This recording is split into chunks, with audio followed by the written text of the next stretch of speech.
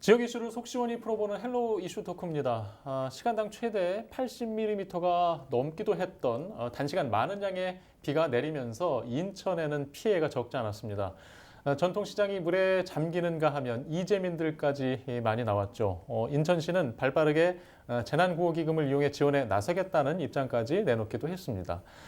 또다시 비 소식이 있습니다. 우기 간의 집중호우 소식이 계속 반복되고 있는데요.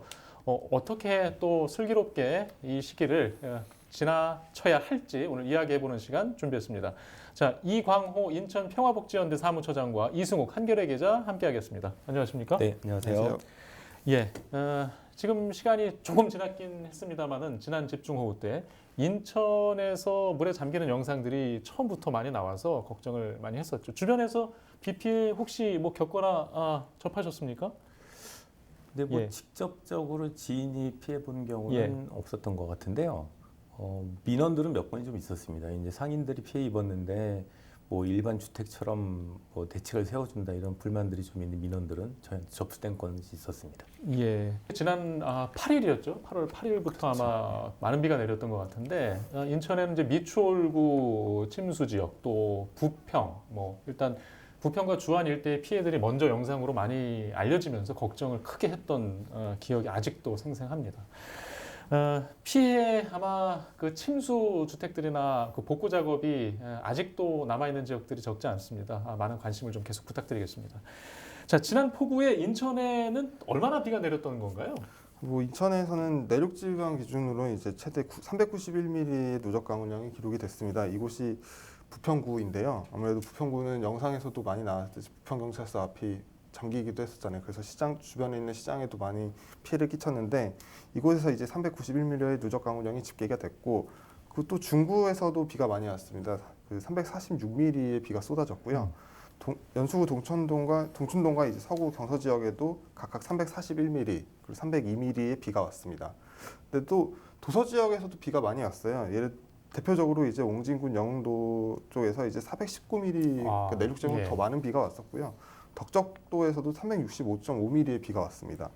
이렇게 비가 많이 누적 강우량이 이렇게 많이 심한 것을 보면 시간당 강우량도 당연히 30에서 80mm까지 기록을 했었던 곳들이 있고 점점 비가 약해지면서 이제 8일 호우경보가 내려졌는데 이 호우경보는 이제 10일 오전 2시 30분을 기준으로 이제 해제가 됐습니다.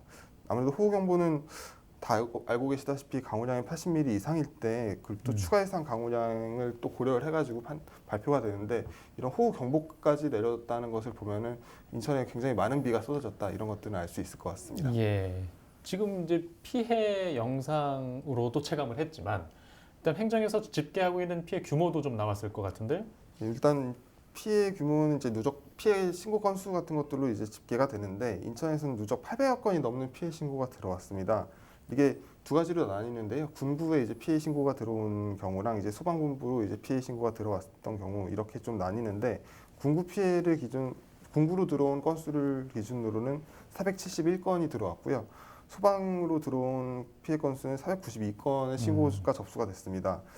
여기서 이제 지역별로 나오는 거는 군구로 들어왔을 때 이제 집계를 할 수 있는데 부평구가 가장 많은 비가 집중됐던 부평구에서 이제 157건의 피해 신고가 접수가 돼서 가장 많은 피해 신고가 접수가 됐고요.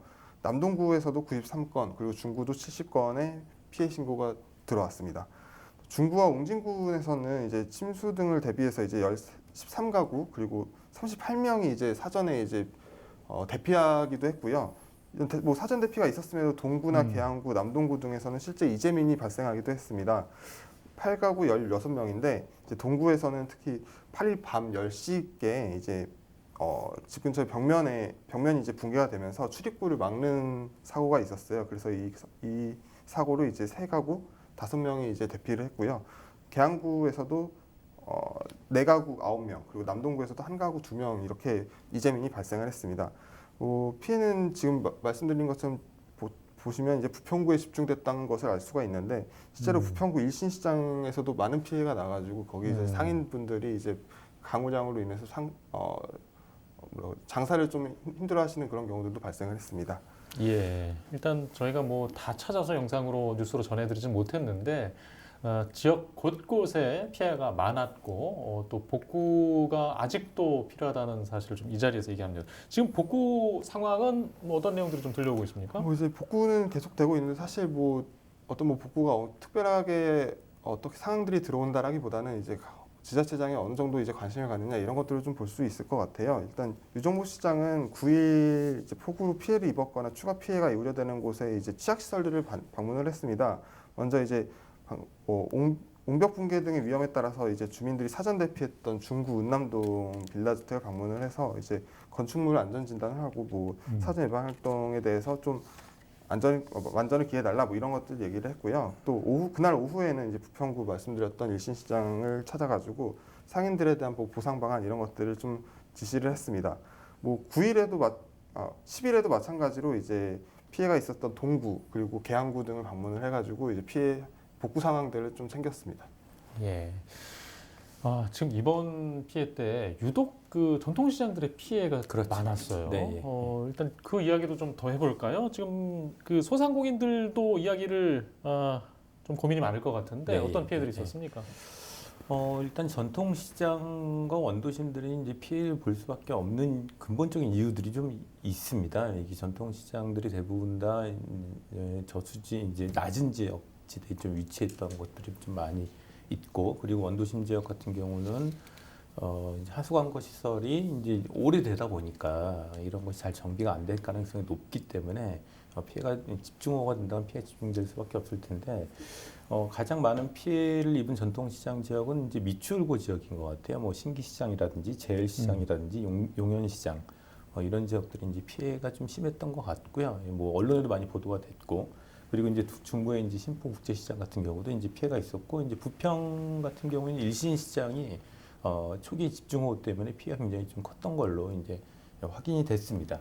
뭐 남동구의 9월 이제 전통시장이라든지 강화도에도 이제 풍물시장들이 이제 피해가 입은 걸로 이렇게 확인이 되는데, 이제 전통시장뿐만 아니라 상가 밀집 지역, 이제 골목 상권이 있는 지역들도 이제 피해가 있었던 걸로 예. 나타나고 있습니다. 근데 이게 이제 상권들이 피해 입었을 경우는 다른 일반 주택하고 이제 피해 조사나 대책이나 복구나 이런 것이 좀 다르게 세워져야 되는데, 초기에 그러지 못했던 것이 상인들한테 좀 불만으로 나타나고 있었던 걸로 이제 보여집니다. 예. 참 이번에 전통시장이 이런 비 피해에 취약한 곳이라는 것을 다시 한번 좀 이번에 그렇죠. 확인을 하고 점검 이후에 뭔가 대책도 좀 이렇게 세웠으면 좋겠습니다. 지역별 피해 상황을 아까 뭐 이순 기자가 잠깐 얘기하기도 했는데 좀 펼쳐놓고 볼까요? 인천에 국지적인 비가 내리다 보니까 피해가 당연히 크고 작았을 그렇죠. 것 같은데 예. 지자체별로는 어떤 상황으로 나타났습니까?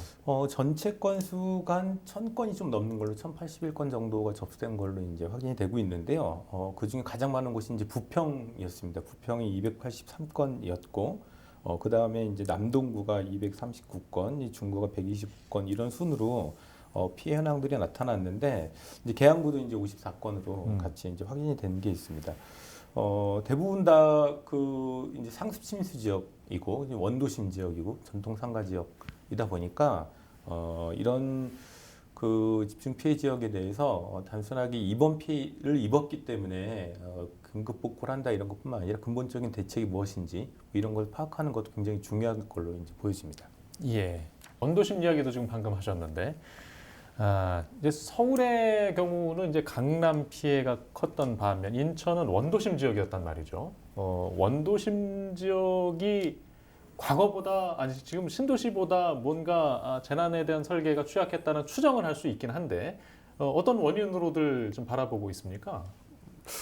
방금 말씀 주신 것처럼 이제 여러 가지 인프라 같은 것들이 부족한 것이 원인일 수 있겠고요. 특히 이제 미추홀구의 이제 제일시장 같은 경우 피해가 좀 컸지 않습니까? 거기 같은 경우는 이제 주변 상인들에게 물어봤을 때는 이제 앞에서 진행되고 있던 재개발 재건축으로 인한 영향이 또 있다라고 얘기를 하시더라고요. 실제로 그 당시에 시장 안으로 흙탕물이 들어왔는데 이 흙탕물은 보통 같은 경우에도 뭐 상습 피해가 예. 많이 발생하기도 하지만 보통 물이 들어왔을 때 흙탕물이 들어오지는 않고 그냥 일반적인 빗물이 들어오는데 이번에 흙탕물이 들어왔다는 거는 저기 제일시장 앞에 이제 재개발 재건축 지구가 있는데 거기서 이제 밀려온 토사 같은 것들이 쓸려왔을 것이다 이렇게 추정을 하는 부분들도 있고, 근데 뭐 이런 것들은 다 좀 지역적인 부분이긴 한데 방금 말씀하신 이광호 처장이 말씀하신 것처럼 이제 인프라 부분들의 부족 같은 것들이 좀 가장 큰 원인일 것 같긴 해요. 그래서 시에서도 이제 뭐 국비 같은 것들을 투입을 해가지고 상습 침수 피해 지역에 이제 우수저류 시설 같은 것들을 설치하겠다 이런 계획들을 많이 발표하지 않았습니까? 이건 다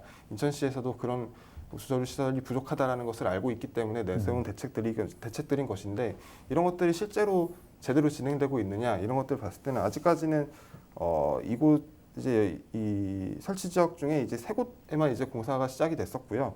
나머지 지역 같은 경우는 아직 설계 같은 것들이 검토가 되고 있고 그런 것들이 이런 상황들이기 때문에 실제 완공 때까지는 시간이 좀 걸리거든요.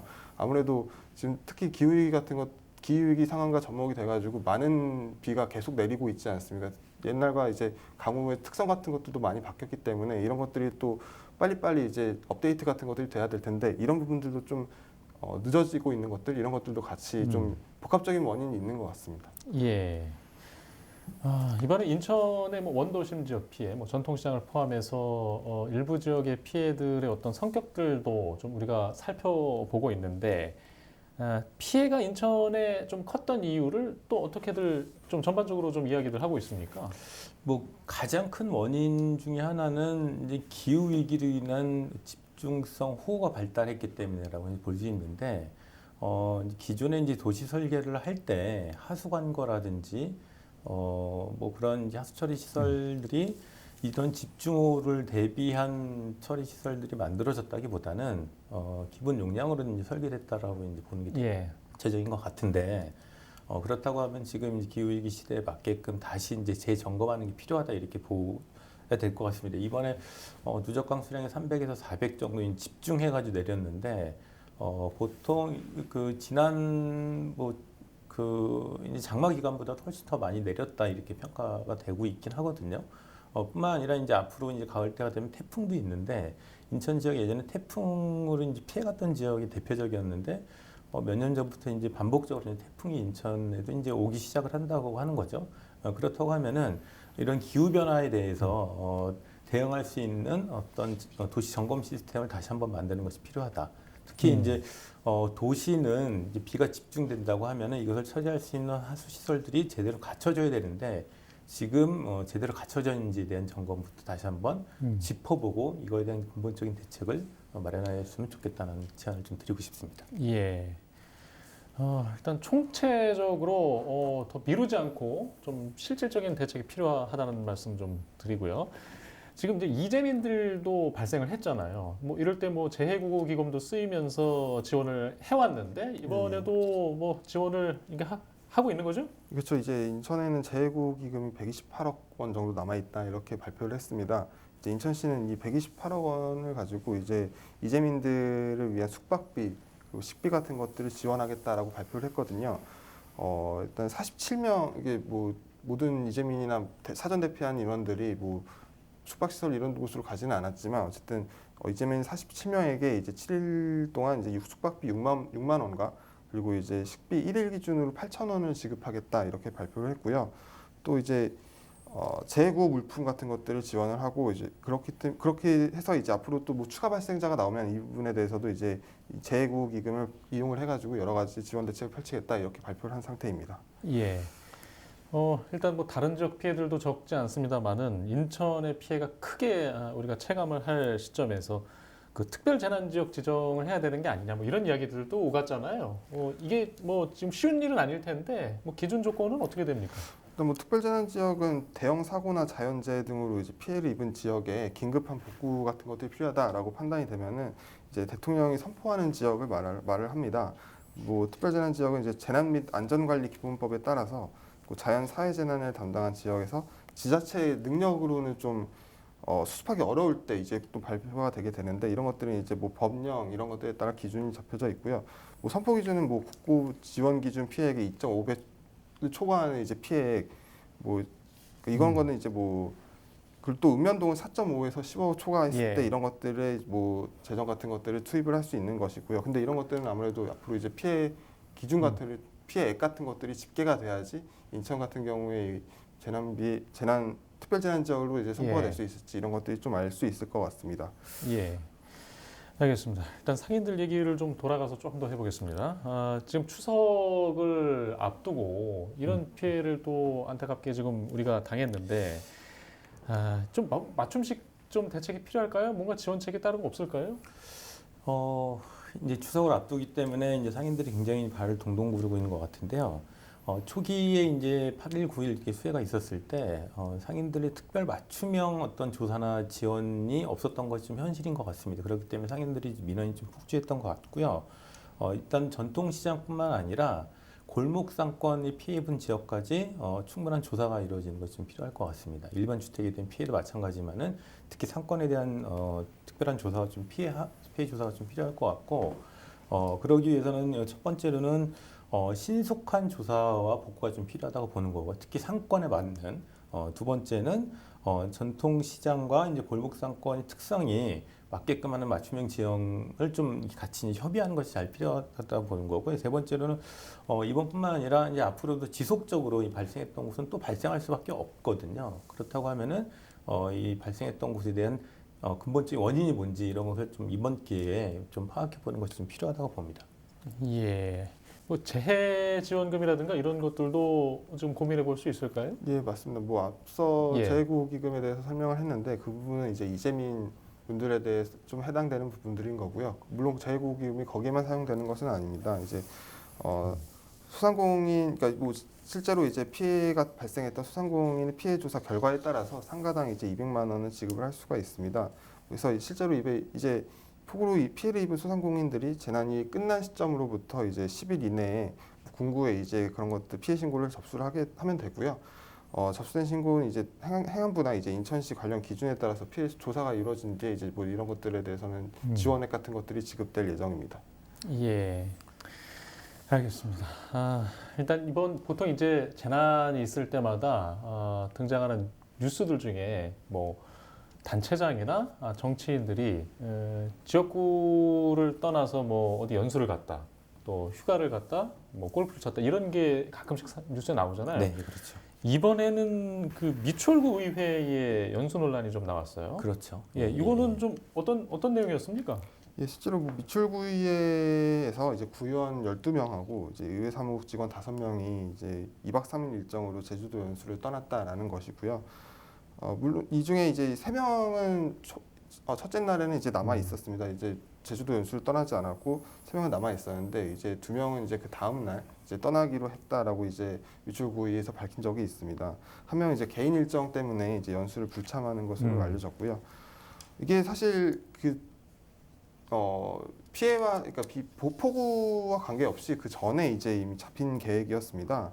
뭐 제9대 2회 개원 합동 세미나를 한다고 해서 이제 다른 지역에 있는 기초 지자체들 이제 한 8, 9곳이 같이 참여를 하는 곳이다.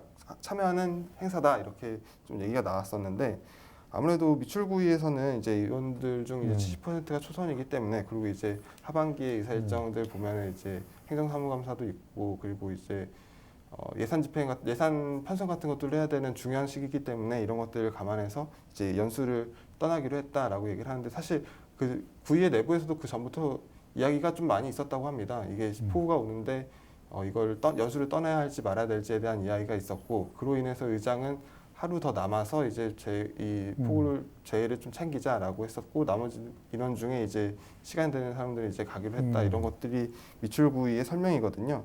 근데 뭐 이런 것들에 대해서 시민사회 단체나 이런 데서는 이제 비가 오는데 실제로 가는 것이 맞느냐 이런 것들에 대한 문제 제기가 나오고 있는 상황입니다. 예, 알겠습니다. 일단 저희가 좀 시간 관계상 일단 오늘은 여기까지 좀 이야기를 나눠야 될 것 같고요. 우기가 지금 뭐 예전과 같이 짧게 끝나는 게 아니라 계속 비 피해가 있을 수 있기 때문에 지난 과정을 다시 반복하지 않도록 모두가 좀 신경을 써야 될 것 같습니다. 자, 이슈토크 오늘 준비한 소식은 여기까지입니다. 시청해주신 여러분 고맙습니다.